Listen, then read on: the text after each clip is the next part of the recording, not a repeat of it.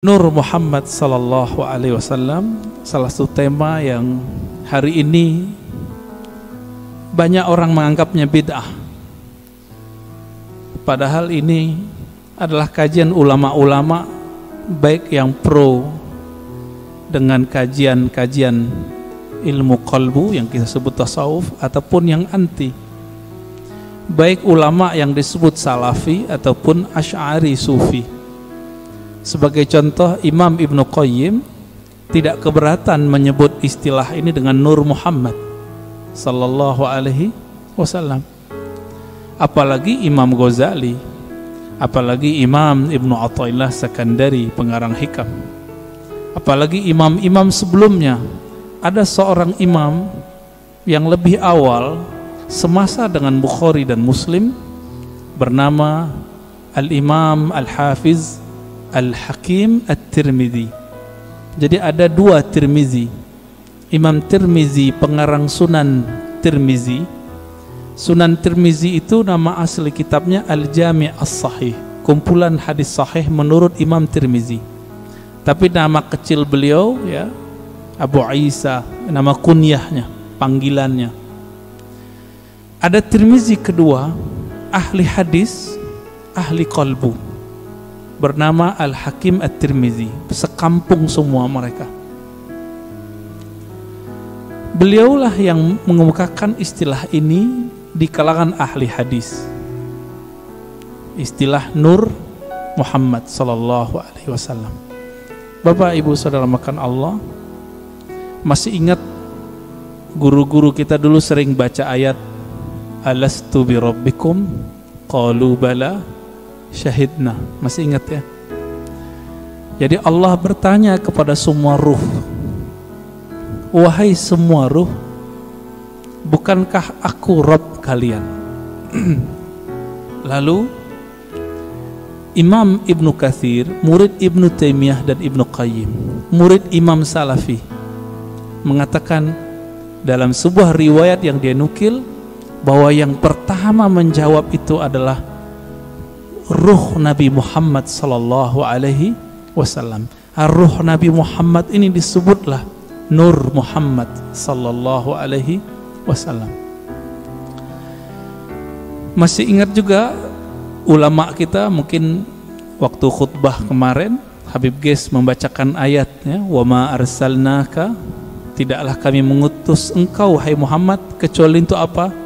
Rahmatan lil alamin, sebagai rahmat bagi sekalian alam.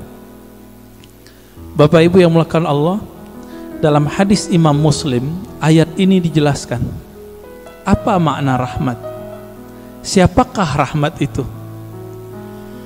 berapa jumlah rahmat itu. Ternyata dalam hadis Imam Muslim gamblang sekali, inna lillahi mi'ata rahmatin, Allah mempunyai, menciptakan 100 rahmat. Satu Allah ciptakan untuk dunia dari awal penciptaan makhluk di dunia sampai nanti kiamat. 99 di akhirat. Inilah makna hadis Nabi. Beliau mengatakan setiap Nabi ada punya doa mustajab. Tetapi aku, kata beliau, khaba'tu, aku menyimpan dan menginvestasikan doaku supaya tidak dikabulkan di sini, tapi dikabulkan nanti di sana, di akhirat. Nabi Muhammad yang disebut rahmat bagi alam semesta, ternyata pancarannya bisa 100. Tadi hadisnya berapa? Sesungguhnya Allah menciptakan rahmat 100 macam rahmat. Jadi dari dulu sebelum Nabi Adam dicipta, langit bumi dibuat, itu baru satu rahmat sampai kiamat. Suatu kali Nabi Adam ya duduk sendiri kesepian, Pak. Kesepian, ketiduran. Bangun tidur, karena Allah Maha tahu isi hati hambanya, kekasihnya, Allah kirimlah, Allah ciptakanlah dari dirinya sendiri tulang rusuk, terciptalah Sayyidah Hawa. Kita sebut Siti Hawa.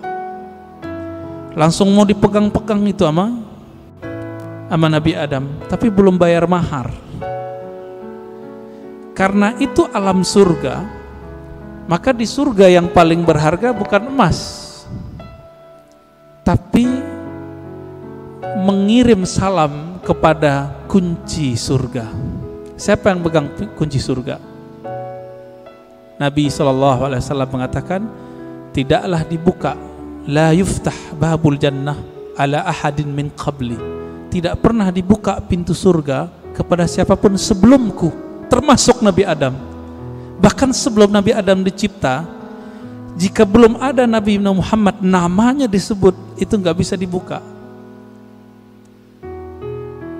Akhirnya Nabi Adam melihat ke atas, Jannatul Firdaus itu di samping Sidratul Muntaha, luasnya tak terhingga.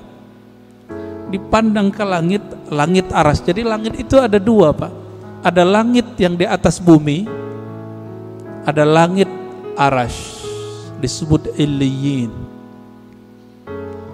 Baru dengar ya? Ada langit lagi di atas itu.